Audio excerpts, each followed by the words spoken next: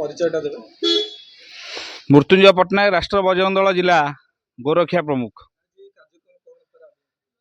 देखु आज राष्ट्रीय बजरंग दल जाजपुर जिला तरफर जाजपुर प्रखंडर भुवनेश्वरपुर पंचायतर कुनिंदा ग्राम एक नूतन हनुमान चालीसा टोलीर गठन करागला। तत्सहित जो राष्ट्रीय बजरंग दल जो चली वर्तमान अखंड भारत संकल्प सप्ताह 14 तारिख 21 तारिख पर्यंत से परिप्रेक्षी आज अखंड भारत ध्वजा आरोहण करागला।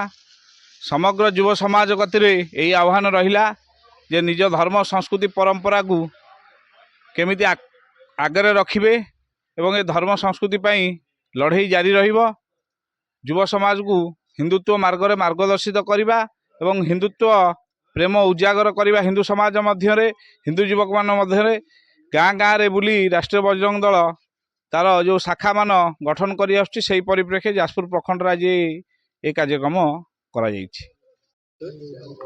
देवव्रत मिश्र जाजपुर प्रखंड राष्ट्रीय बजरंग दल संयोजक।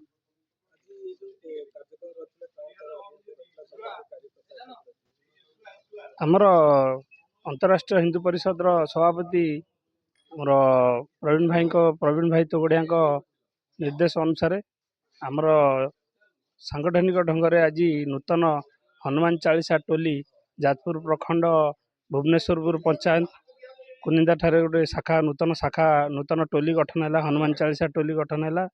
ता सहित आमर जो स्वर उठिला कि आमर अखंड भारत ध्वज उत्तोलन कथा अखंड भारत कार्यक्रम ताहापई आज आमर कुनिंदारे ध्वज उत्तोलन करी कार्यक्रम बहुत आडंबर कलु। शह शह कुनिंदार शह शह युवक आज आमर राष्ट्रीय विचार और धार्मिक संगठन में जोड़ी है आम संगठन को आहुरी मजबूत कर बहुत सहयोग कले आ बहुत शह शह संख्यार भी आज जोड़ी हेले।